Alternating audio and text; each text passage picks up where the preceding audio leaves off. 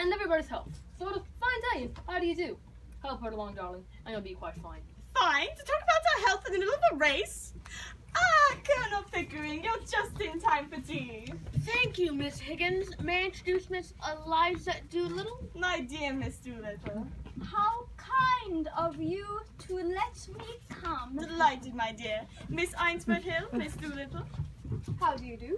How do you do? Lord and Lady Boxington, Miss Doolittle. How do you do? How do you do? And Freddie Ainsford Hill. How do you do? How do you do? Good afternoon, Professor Higgins. Will it rain, do you think?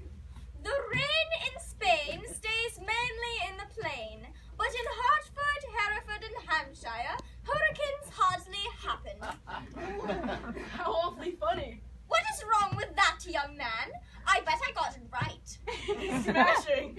Oh, I do hope we don't have any unseasonable cold spells. It brings out so much influenza, and our whole family is susceptible to it. My aunt died of influenza. So they said. But it's my belief they done the old woman in. Done her in? Yes, Lord love you.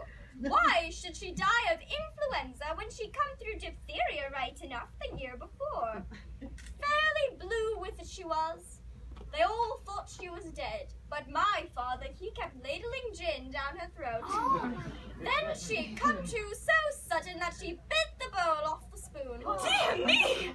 Now, what cause would a woman with that strength in her have to die of influenza?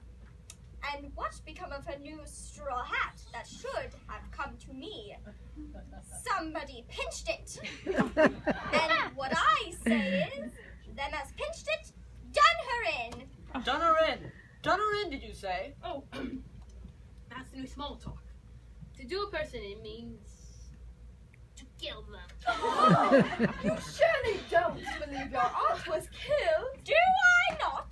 Them she lived with would have killed her for a hat pin, let alone a hat. It could have been right for your father to ladle spirits down her throat like that.